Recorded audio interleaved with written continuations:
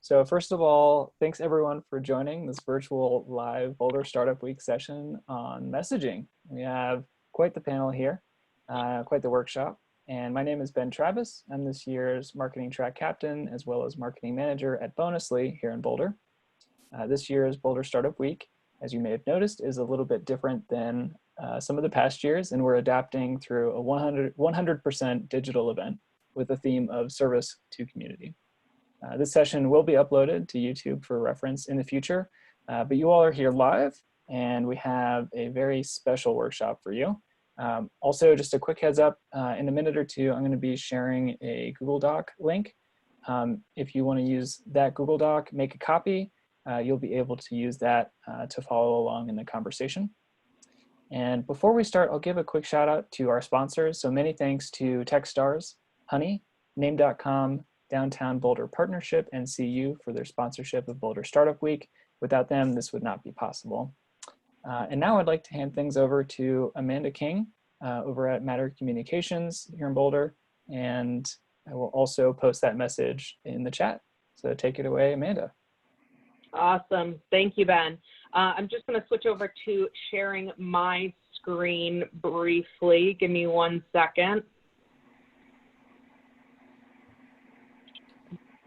Alrighty, everyone see screen all right? Good? Yep. Looks cool. Great. Awesome. All right. Well, thank you guys. Thank you everyone for joining today. You know, this, as Ben said, this is new to all of us, this virtual workshop kind of approach. So please bear with us. Evan and I also have pets in the background that might make guest appearances. So just go with the flow, but appreciate you guys tuning in. Obviously today we are here to talk about messaging and brand awareness, you know, particularly with founders and even people who are starting off with a new company. You have a sense of what your company is about. You have that feeling in your gut. You know what you're trying to communicate, but there's a lot of nuance in determining exactly how you are going to communicate that in a very succinct and in a very direct way to make sure that whoever it is, it's an investor, a partner, a customer, understands your value prop and why you're different from everyone else in a particularly noisy market. So that's why we're here today, is to kind of walk you through a series of exercises that we do often with our clients to give you a better sense of how to message your company and who you are as a brand. So before we dive into it, just going to do a couple of quick intros. Evan, do you want to start off? Sure. I'm Evan Faber. I'm CEO and Chief Strategist of Moxie Sozo. We are a design, branding, advertising agency here in Boulder. And we work with products and services and clients on all 7 continents, from startups to Fortune 100 companies, design, all kinds of creative. We've been around for 20 years. So a little snippet into Moxie. My name is Charles Trowbridge. I'm an account director at Matter Communications, primarily focused on strategic communications, whether that's building a brand narrative, creating a series of messages that, you know, a company needs to roll out across, you know, either horizontally or vertically, and then developing sort of an integrated approach to rolling out that narrative. And again, I'm Amanda King. I'm a vice president at Matter Communications. As Charles referenced, we are a brand elevation agency. We have been around for, I think we just had our 17th anniversary. We have been in Boulder as of today, actually. We launched 5 years ago in Boulder. For our Boulder office, we're primarily an East Coast-based, or we started, I should say, as an East Coast-based firm. We do everything from PR to video to digital marketing, SEO, SEM, design, all that good stuff. But yeah, we actually kicked off 5 years ago at an e-town hall in a previous Boulder Startup Week. So it's coming full circle that we get to do this today. So I will turn it over. Oh, no, I won't turn it over. Just kidding. A couple things that I want to talk through that we are going to cover today. This is really just our table of contents, talking through what actually is messaging, what we're trying to accomplish here, and then we're going to dive a little bit more into the pieces of the puzzle that you'll want to use that worksheet for. You know, you can obviously also take notes on your own, but I think that worksheet that Ben sent through earlier will help to guide the conversation and provide a little bit more structure. Awesome. So what is messaging? Maybe in its most distilled form, messaging is your chance to own your brand verbally.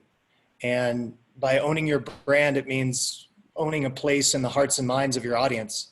And ideally, it's clear and consistent and compelling. And we believe that brand love is either increasing or decreasing. There's no neutral. There's no neutral communication. So messaging is your way to ensure that your brand love is always increasing and to use it as such. So there's a couple different components to messaging. These are just a few, but the core message of who we are, Simon Sinek in his brilliant talk on Start With Why talks about people don't buy what you do, they buy why you do it. And so the core message of who you are is so important. Value proposition, what you do and why it's valuable to your audience, especially with digital marketing right now, where clarity over cleverness in a lot of ways is outperforming. So having a very clear value proposition is absolutely key. But then it's not just about your product and it's not just about your service. It's about what will attract people to your brand. And so what can your brand promise them emotionally and functionally that will keep them interested? Brand voice is a couple things, and we'll talk a little bit about it, but it's a bit about how your brand behaves. But it would be nice if you could start thinking about your brand voice and personality as answering the question, what is the role that you want your brand to play in the lives of your audience? And we'll talk a little bit about how voice and tone answers that later. And last, positioning. Whether you are expanding a category, creating a new category, what are you going to own in the hearts and minds of your audience, and why should they believe you? A positioning statement is perhaps the most succinct description of those things. So a little overarching description of what messaging is all about. Awesome. I'm going to lay a couple of ground rules. Shouldn't be any shockers here. Keep it simple, keep it realistic. Obviously, you know, we want to start with the foundation of what your messaging is, and then you can always expand upon it, but keeping it at its most simple level, at the core of what you're trying to communicate, and then building on that is going to be a really effective strategy for this particular exercise. The other thing that I really want to emphasize is the focus on your audience. You're going to hear us talking a lot about audience today, as that's super important. We often hear when we do this exercise with clients that, okay, well, we sell to a wide variety of audiences. For this particular exercise, I think it would make a lot of sense for you guys to think about how you're messaging and positioning as a company and choose one specific audience to message to. Again, and then you'll have the materials to go back and blow it out for other audiences if you think that that would be viable. But at the end of the day, it doesn't really matter how clearly and concisely you are communicating your value prop. If it's aimed at the wrong audience, it's just not going to resonate. So just want to reiterate that and keep that in mind as we go through the rest of the exercise. All right, workshop. Team, is there any questions that we need to address in the comments before we move on? Nothing we're all in the good. comments. Yeah, Okay, but awesome. yeah, this is going to be a virtually highly interactive workshop. And so hopefully virtually meaning the platform and not almost, and use that chat feature to ask questions, comment. You can set it to messaging just the panelists, or you can set it to messaging the panelists and all the attendees. You know, use that chat function to ask questions especially. And I guess the only thing we might not be able to do is to hear examples. We'll have to figure out that we might not do that part. But the first piece, as Amanda mentioned, is the importance of focusing on your audience. And there are really kind of two types of brands. There are magnet brands and there are mirror brands. And magnet brands they draw people to them. They have a unique philosophy, a point of view, and it just attracts, people inherently. A mirror brand holds up a mirror to the consumer and shows them aspirationally who they can become. Either way, you have to have a strong understanding of who your audience is and use them as your muse to inspire and guide your communications. And so as you're building out a persona is going to end up being a narrative that humanizes your target audience and wraps it into a person that will rally your internal team and your communications around. Like, it'll personalize it. We want to support this person. And there's all kinds of information you can use to build a persona. There's demographic information, occupation, location, age, household income, and that can help, especially with advertising and targeting and that type of thing. But really, it's really, really important to identify the problem that your brand is solving. And so we like to build that into the personas that we develop. And so combining both the demographic information, occupation, location, age, et cetera, with the answers to a few questions. And as we're going through these, you can take the time to fill these out. But the problem your brand solves. Already, I'm sure people are thinking, I solve a bunch of different problems for a bunch of different people. Yep. Strategy, I've heard this from a great strategic mentor of mine, but strategy is sacrifice. And you want to focus on having a clear, distinct, focused message. So I would invite you to try and find your biggest problem that unites the most amount of people. Try and distill it down to its essence rather than saying we do this, this, this, this, this, and this. It's like, okay, we do this and we accomplish it by doing these things. So the problem your brand solves, and put it as a problem statement, not as a solution in the lives of, as you're writing this persona. And then, so you're articulating, okay, Sally has this particular problem, and then emphasize it, raise the stakes. What does life look like for her if you don't exist? If you're not there, how do things go wrong? And then on the opposite, articulating what goes right when she does engage with you, when your audience engages with you. Paint that picture of paradise. And if you can put that together in a clear narrative, it will help focus your decision-making and communication. So that is, at a high level, one way to approach persona development through creative problem solving. I guess we can pause here to see if there are any initial questions that people might have, whether this makes sense. You can post any comments or questions. We can pause here.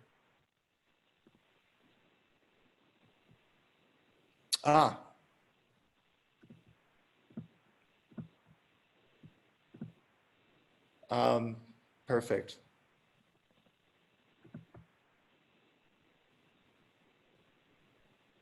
Cool.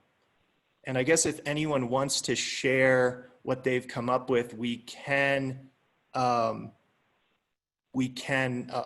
that as well. Here we have a question. What's the percentage for connecting emotionally and intellectually? I love that question. So a couple things. There's a philosophy that 55% of your messaging impact is nonverbal. So it's how you look, or your body language, or how often you talk with your hands, all nonverbal, 55%. 38% is your tone of voice. So it's not what you say, it's how you say it. And the big mantra here is people don't always remember what you say, but they remember how you make them feel. And the last, so that's leaves 7% for content. And I would say that this does relate to B2B and B2C, because the people making the decisions are driven by human needs. And even we work with engineers, we work with a lot of people in the B2B space, and the brands that want to break out have a human connection. They have an emotional angle to their message. They have a clear personality to it. So, and going back to Halani's question, people make decisions irrationally. We're irrational and rational creatures and emotional creatures, but we tend to decide with our heart and justify with our mind, even if that voice of that justification is very loud.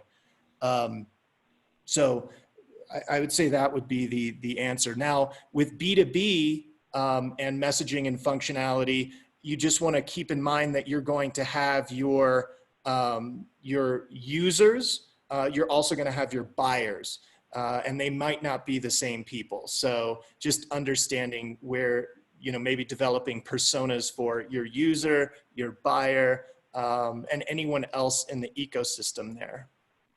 Absolutely. Yeah, we do this exercise with a lot of B2B clients. While Matter works with both consumer and B2B clients in the Boulder office, for obvious reasons, we do a lot in the tech and particularly B2B space.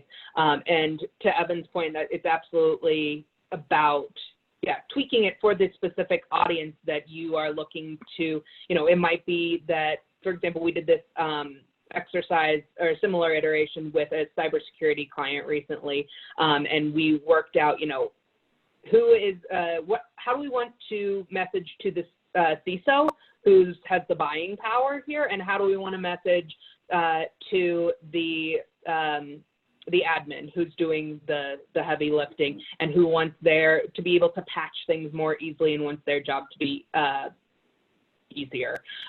So there's definitely different iterations of this for different businesses, but it's applicable across the board. To the emotional part, you'll see in a couple slides, we talk a little bit more about aspirational language. You'll get a little bit more into, I think, how you want your brand to come across. For some brands, it might not be appropriate to be as emotional as others. I think for consumer brands, it makes a lot of sense to really dive into the emotional portion. To Evan's point, it absolutely, you have to be able to connect on some level with the emotions of the B2B buyer, but at the same time, I'd say it can be a slightly different balance, but we'll get to that in the coming slides.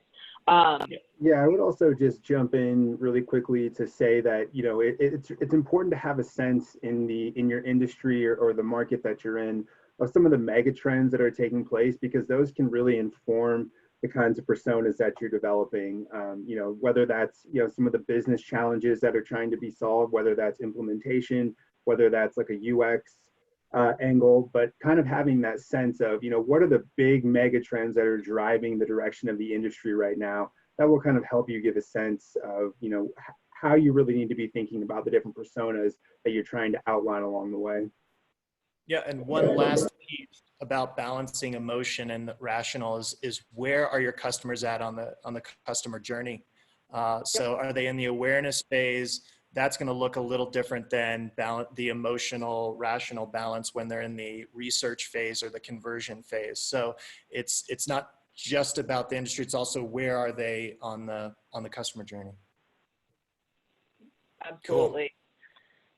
Cool. Awesome. So we're going to give people a couple minutes now that you've heard us talk for a little bit. A couple minutes here. We'll give you 2 minutes to fill out the portion of the worksheet on persona specifically, so you can develop that. If anyone would like to share who their persona ends up being, please feel free to raise your hand. But I'm going to start the timer now.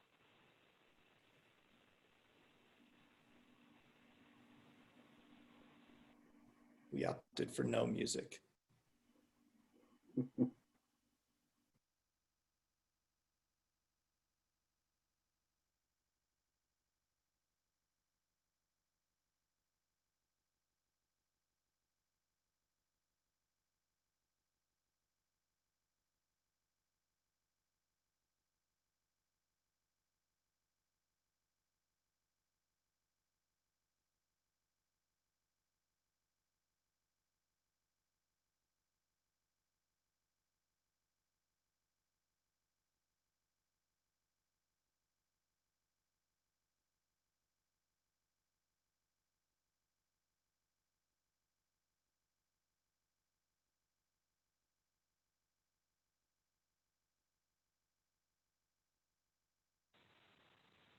About 1 minute left.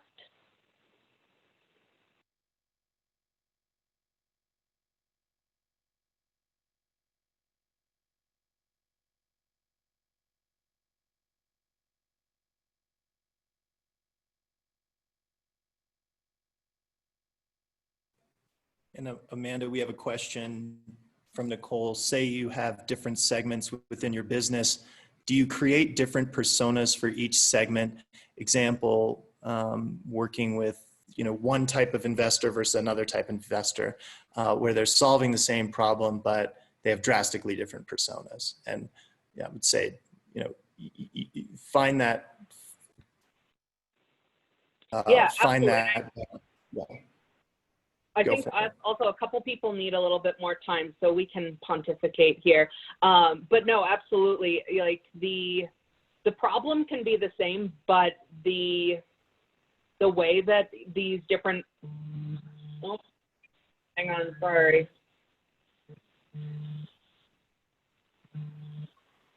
Sorry, that took longer than I had anticipated.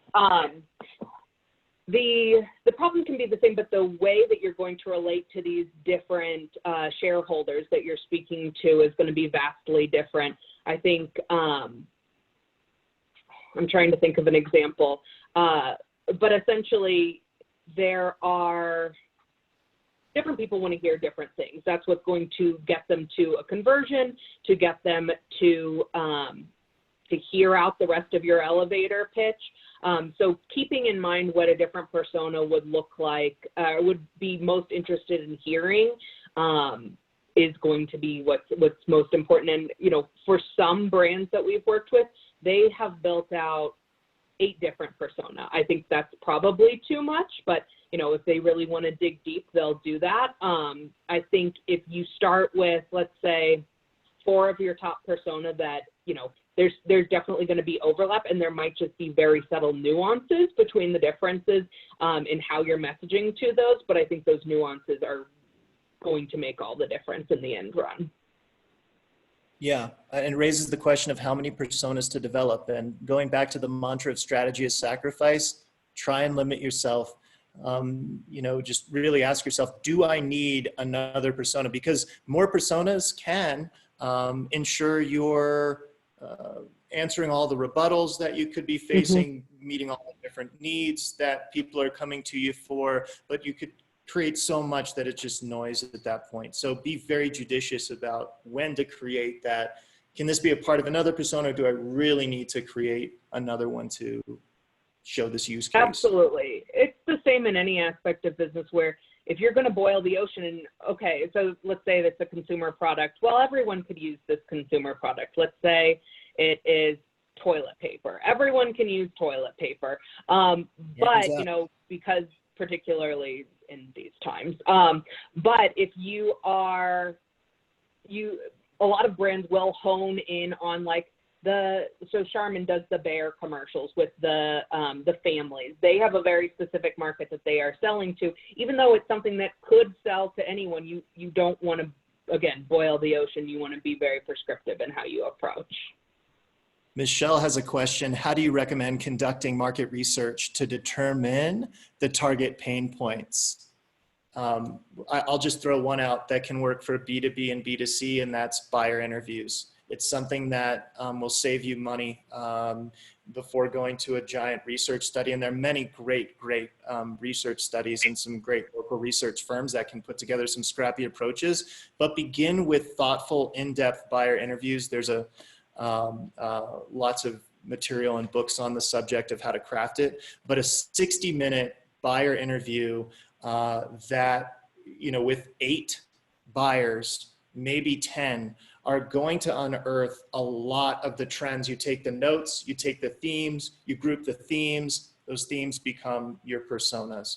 So that's a more scrappy way, but hearing it directly from potential buyers might be the way to go. Absolutely, I'd agree. And your sales guys are the ones who are talking to those potential buyers all the time. If you can hear what's resonating with those folks, what makes you win the sales pitch, what makes you lose the sales pitch, those sorts of things that they have inherent insight into is going to be really helpful as well. If you can get that extra level of detail with the buyer interview, all the better. Awesome. All right. In the interest of time, 4:30. Yeah, that's okay. it. I'm going to move on to the next. Oh,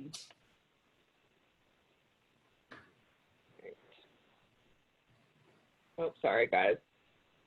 And then okay. what if you aren't selling something and your brand is something more advocacy, public sector facing? We can put a pin in that and then maybe circle back to that question. Yeah, we can do some questions as people are filling out doing the exercise, filling out their forms, just to make the most of our time here. So in terms of building your brand's lexicon, these are the 3 buckets that we like to start. Again, it's more of a brainstorming exercise, but just putting out like a bunch of words that you associate with your brand or do not want to associate with your brand can be really helpful. So things that you love to say about your brand. So for Matter, we always like to talk about our value props. We always want to talk about PR being our bread and butter, things that it's an integrated agency, things that we always like to talk about when we're giving a pitch about the agency. Things that we need to say along the same lines, but more focused on the actual differentiators, what we bring to the table from a ROI perspective, all that good stuff, things that we would never want to say about our brand. We would never want to guarantee that we'll get you in the Wall Street Journal. Those are more like high-level examples of, it's a little bit more built out, but for this exercise, just start with words that you would love to say about your brand, need to say about your brand, and would never want to say about your brand. Great. So while you're doing that, we'll pontificate. A lot of this is about passing the logo test. So if somebody were to put a thumb over your logo, could they still tell it's coming from you? Could they still tell a branded communication is coming from you?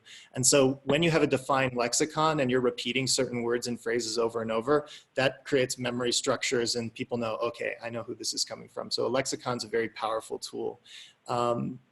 So just really quickly touching upon unearthing insights. If you're selling it doesn't matter if it's a service, if it's a product, what you're doing in quote unquote buyer interviews or key stakeholder interviews, or just interviews in general, is you're uncovering people's emotional reactions or thoughts to an issue, a product, or a service. And that's at a high level. And anything further than that, there's some great books and material. The title's escaping me, I have one, that will tell you how to structure that interview.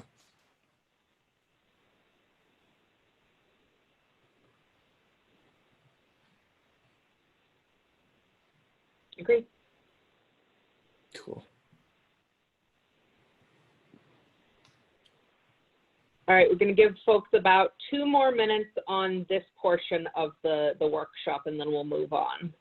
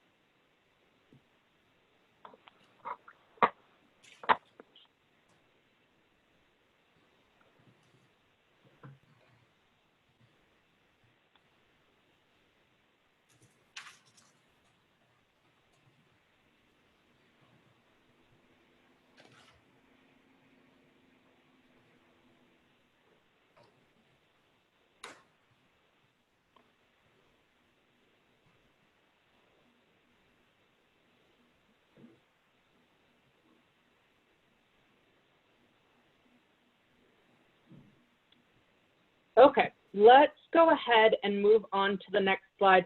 And again, obviously, this is something that we would encourage everyone to revisit in your own time. If you'd like to build out any of these more or give additional thought to any of these exercises, and even bring back to your leadership team or your marketing team to talk through as a group how this might be able to help you guys.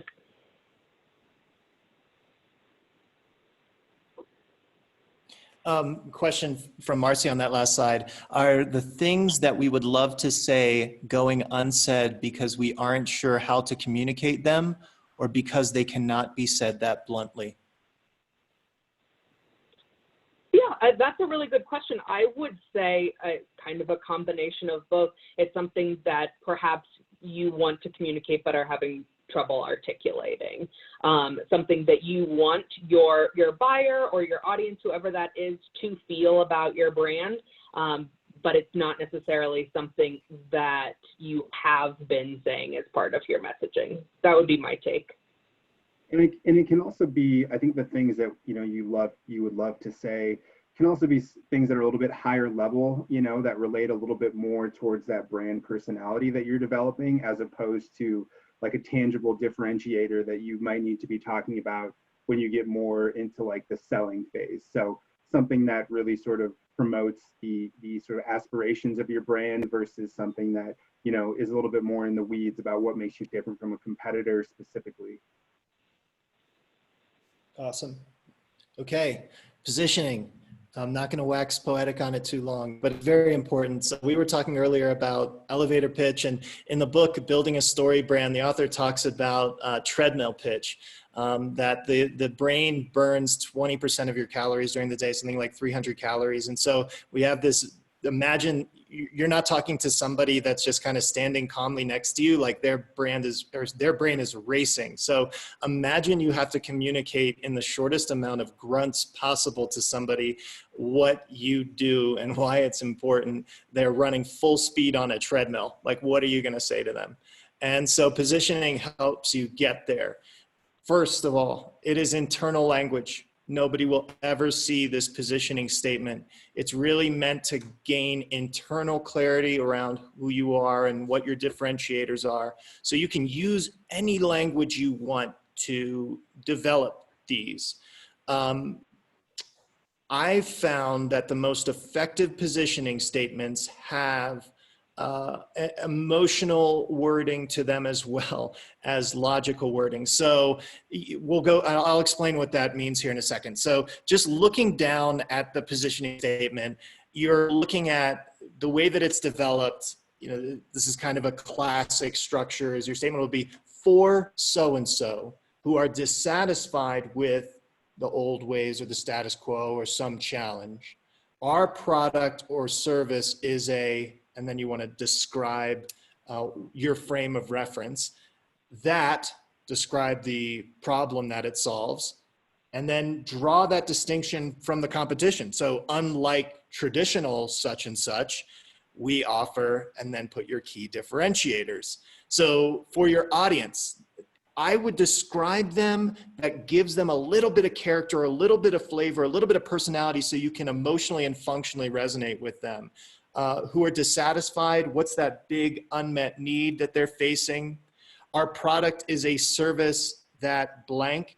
And this, you're really describing your frame of reference. So let's say you are, goes back to Clayton Christian's job theory, that people hire your company to do a job, they hire your product to do a job. If you don't do the job, they fire your company, your product, and they hire somebody else. And so a frame of reference ensures that you're not just competing directly with your category, you're competing with all the alternatives to your category that somebody might face, including doing nothing. And so, when you're thinking about our product or service is a blank, think about describing the frame of reference that you're participating in. And then the problem that you solve, kind of that big idea, the big solution. And then the key differentiators are the kind of the reasons to believe in why you should why they should believe that you can solve their problem for them. So Absolutely. any And other, to Evan's point, yeah. it's going to sound super clunky and weird. But yeah, for this portion of the exercise, it's not really about it flowing and it sounding pretty or it being publicly facing, like Evan said. It's really about getting the nuts and bolts down of the exercise. Clarity. All right, so we are going to give everyone about 5 minutes for this portion of the exercise. And again, this is just for one audience, so hone in on that one audience or persona for this, and then it can be duplicated, replicated separately. Perfect. Yeah. And as you're going through it, you might have questions on any number of these. What's the best way to phrase something, or you know, who should my audience be, or what? If you have any questions on any of these, feel free to put it up in the chat.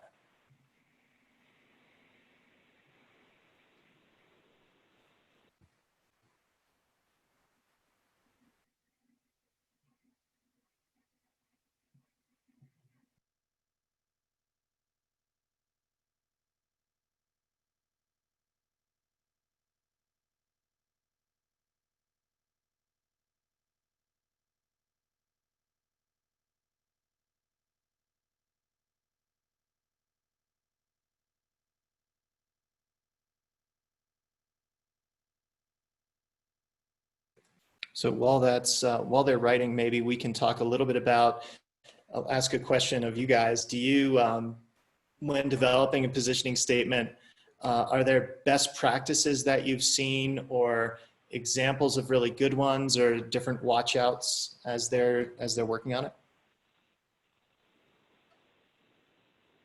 Oh, that's a really good question.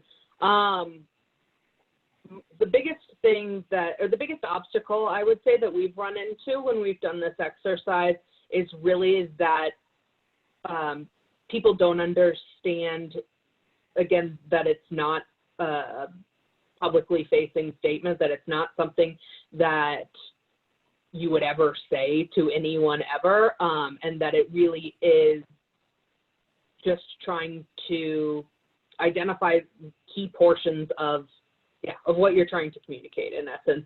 And people get really hung up on the fact that it sounds horrible, which is why we like to break it out like this, so that it's not necessarily just filling in the blanks like a Mad Lib sort of thing, but where you eventually will get the gist of it when you walk through it, even though it sounds horrible. Yeah, one of my favorite. Oh, Charles, sorry. Sorry, I was just the two things that I see a lot in when we do these kinds of exercises is, identifying the competition or the alternatives.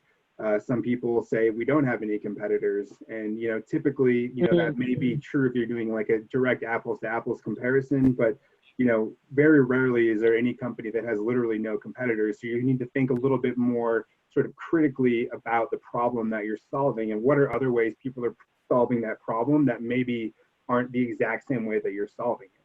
The other thing is the key differentiators. And, typically when we do these exercises with, larger companies or companies with a lot of people that have sort of a stake in the development of this brand, is that, it's hard to sometimes drill down to your like 3 specific differentiators. And I know we're going to get to that portion of this exercise here, but, really thinking specifically about, we don't necessarily need to have 10 differentiators. We need to have 3 that we do really well or 2 that we do really well, and really getting to that point to where you can articulate those, rather than trying to say, we do 10 different things really good, and then that's, and then kind of leave it at that. So that's kind of my observation is on those last 2 key spots there.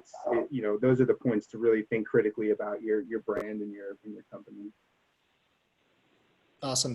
One example of a positioning statement I'll read, it's old and you'll be able to tell because the business has evolved slightly since this was written, but it does a really good job. It's pretty close to this model here, but it's super clear.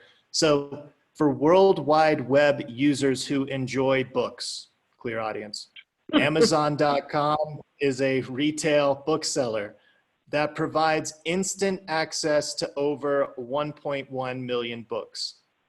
Very clear value there. Unlike traditional book retailers, Amazon.com provides a combination of, here are the key differentiators, extraordinary convenience, low prices, and a comprehensive selection.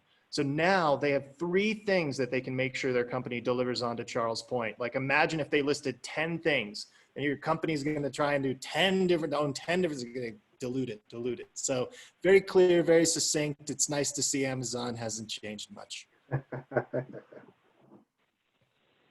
All right, we're about at the end of our time. Unless anyone needs a little bit more time, I think based on our overall time, we should probably move forward. All right, so here we are with key differentiators. I think Charles just talked through a handful of the important points here. Again, keeping it simple and keeping it to differentiators that you can then provide proof points and supporting statements or statistics behind. If you think you're doing something that's very different from your competitors, but you have no ability to back that up, when you get those follow-up questions in a sales pitch or in an investor meeting, it's obviously going to fall flat. So making sure that your key differentiators are your strongest differentiators that are going to mean the most to your audience, and that you can then tell them, why that's important and demonstrate why they should believe you on that, whether that's, well, we'll get into that later. But yeah, so if everyone can take some time right now to look at, let's just start with one key differentiator, and then again, you can kind of go back through and go through your top 3 or more if necessary, but let's try to keep it to 3. And we'll give you guys 4 minutes for this.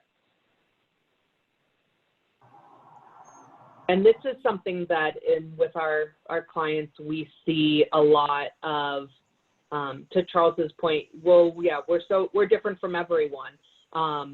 We do something very different than anyone else has seen. That can create so many problems as well, because, like let's say in the tech world, if you're different from every single security vendor out there, there's probably not going to be a line item on a CISO's budget to slot you in there. So there's certainly something to be said about doing something that's different and exciting.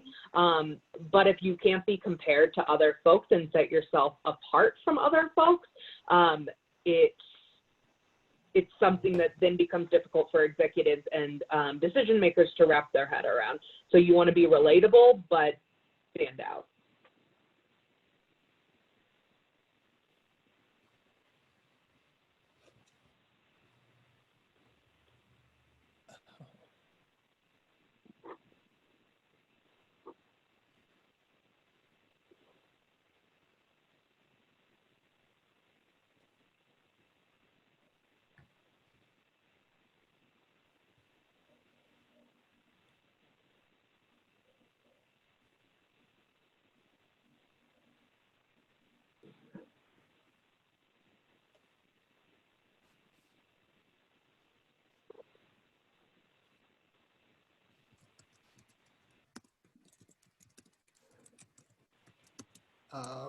Two things. One, I'm putting in I'll track down that Amazon positioning statement and get it in the chat.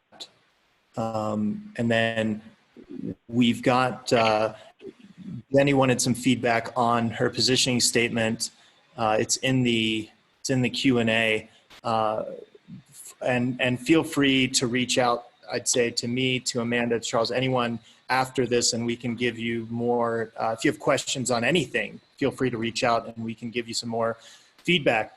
But the positioning statement here from Jenny is for inventors who are frustrated with trying to get their products manufactured. We provide design and supply chain services that develop products so they are scalable in production. Unlike most product development firms, we are not focused just on completing the prototype, but are looking at long-term goal of sustainable and scalable manufacturing. Just right off the bat, I think that it follows a very good structure. It follows that structure very well. I love how you define the audience from inventors who are frustrated with trying to get the product market service. That's perfect. And then the next part is we provide design and supply chain services that develop products so they are scalable in production. I think that area could potentially be tightened up just a little bit, enhancing the benefit that you're providing right off the bat, the big thing that's going to excite everybody. And then I think the language around, unlike most product development firms, not just completing the prototype, but we are, I think just the language there, long-term, sustainable, scalable, I think it's right there. I think it's just more of just tightening up language versus content, but very, very close. Yeah, thank you for sharing. It's, that's kind of what this is about. And it's great to put that out there. And I do agree with Evan that, the sort of value proposition, in that second line there, I think if you tighten it up a little bit more and maybe looked at sort of getting a little bit deeper into the supply chain service portion, and the development aspect of it to be a little bit more specific potentially. I think that could be something that would help you get to that next step that's going to get you further along into developing like a position that really stands out. All right, we're at the end of our 4 minutes. In the interest of time, I'm going to keep moving forward. Just a couple of slides left, folks, so thanks for hanging in there. Okay, so use the chat function for this. We'll go very quickly, but get ready to type some stuff into that chat box.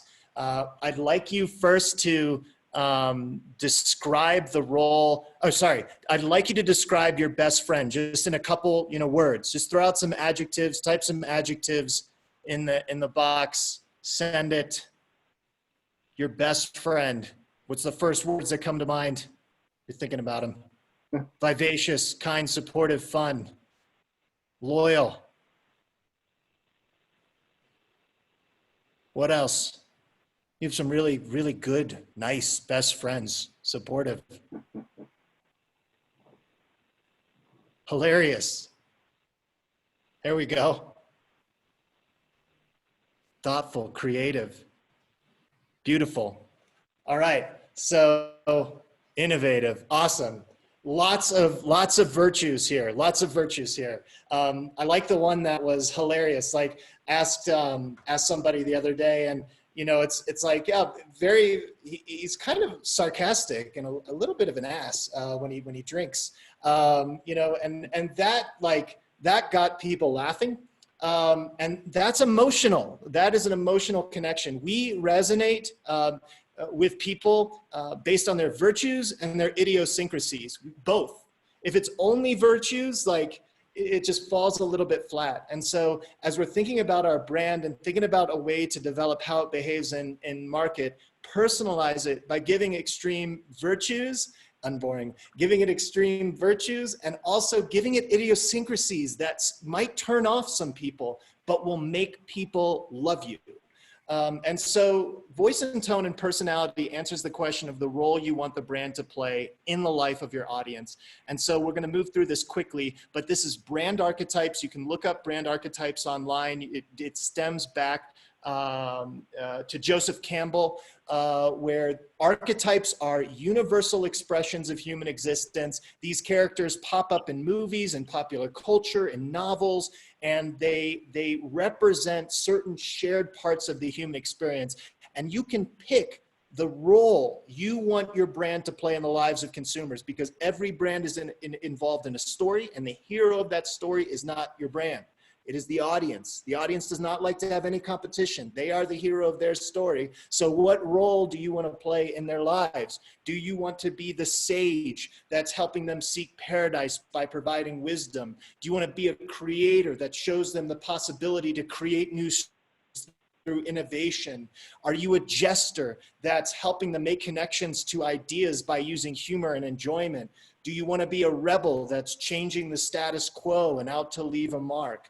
So we don't need to spend time on this now, because I want to get to Charles and what he wants to talk about next.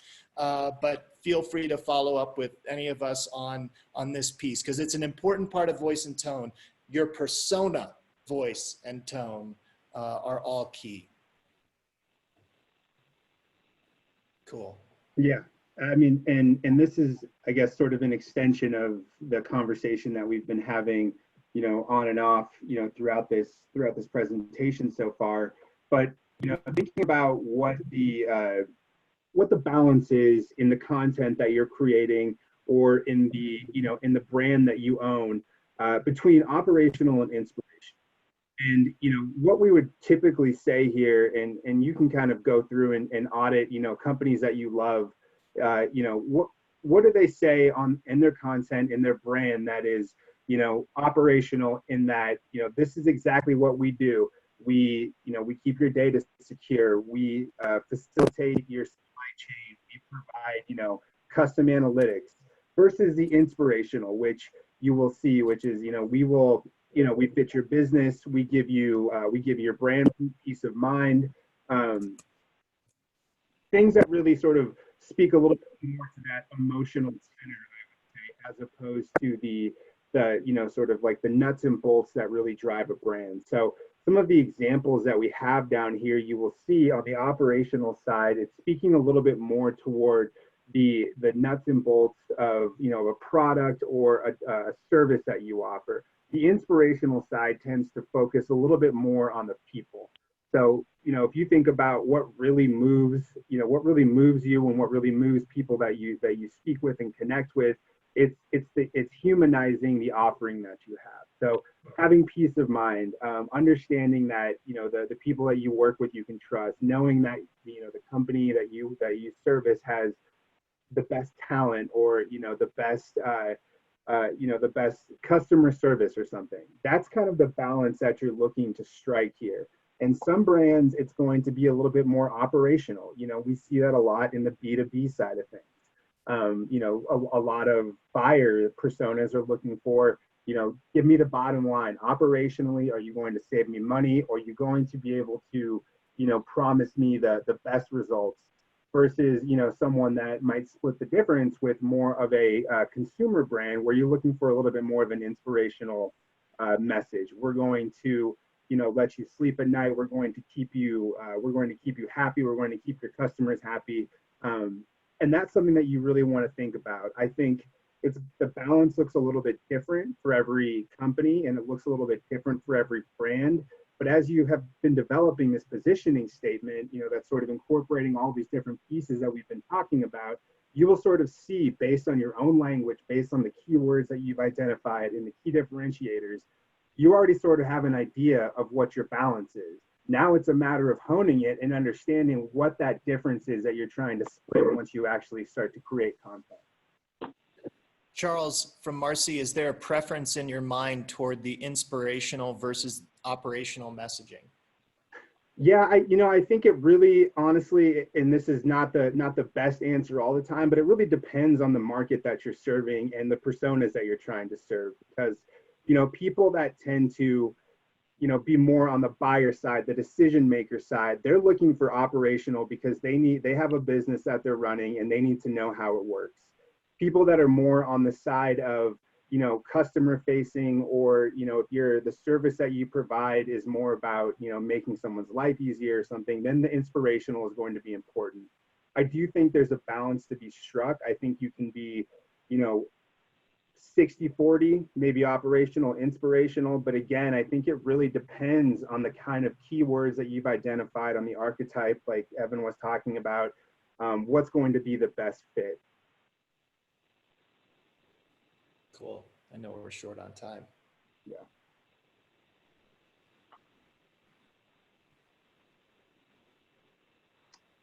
And then looking at these, this cocktail party slide, this is actually one of my favorites because I really love the fact that it kind of makes you go through and identify, these sort of dichotomous relationships between what your brand is, what you want your brand to sound like and what it currently sounds like.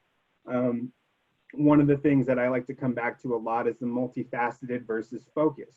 One of the things that we see a lot with companies, and we talked about this earlier, is if you say that you can do everything well, does anybody believe you? Versus if you say you do one thing really well, is that going to be the good value proposition? So when you're communicating this out, even if you have three really good value propositions, making sure that you're not trying to say we can do every single thing, and versus saying these are our key differentiators. We're a multifaceted company, but we don't do everything. We do these things really well. Same thing with something like emotional versus analytical, or clever versus sincere, complex versus simple. Who are you really speaking to? And this goes back to your persona. Are they going to appreciate something that's a little bit more nebulous, and to the question earlier, appeals more to the intellectual side versus something that maybe appeals more to the emotional side? So this is a great, I encourage people to kind of save this, and as you're writing out your positioning statement, you're thinking about who your personas are. Does this tone embody how you really feel and how you want your outward expression of your narrative and your message to reflect to your customers and to your market? Awesome. Well, that's pretty much it for us. I know we are probably a little bit over, but thank you everyone so much for joining. Thank you to the panelists for helping me out today. If anyone has any questions, please feel free to reach out to anyone on this panel. Would love to continue this conversation via email or over the phone. Probably not for a coffee anytime soon, but knock wood. But thank you again, and hopefully we'll be in touch. Yeah, thank you all so much. This was amazing. I just like thinking about your audience more in depth, focusing on your brand characteristics, thinking about those idiosyncrasies, and honing in the messaging and tone. All of that. That was great. That was fantastic. And I hope everyone attending this realizes just what they're getting out of this session, because you all do this professionally, full-time for some major brands. So really appreciate you taking the time to talk with everyone here. And thank you to all the attendees, especially folks who stayed a little bit later, and then also those who contributed through the chat. Definitely make sure everyone attending take note of the ways that you can contact Moxie Sozo and Matter here. We're very lucky to have them in the Boulder community. And again, I want to say thanks a lot to everyone on the panel. So thank you, Evan, Amanda, Charles, and Cara for joining us today. And then for everyone else, the rest of the week is going to be great. We're going to have a lot more sessions around marketing. Most of them are live, one of them pre-recorded. So yeah, thank you again, and really appreciate everyone taking the time to do this. Thank you. Thanks, everyone. Bye.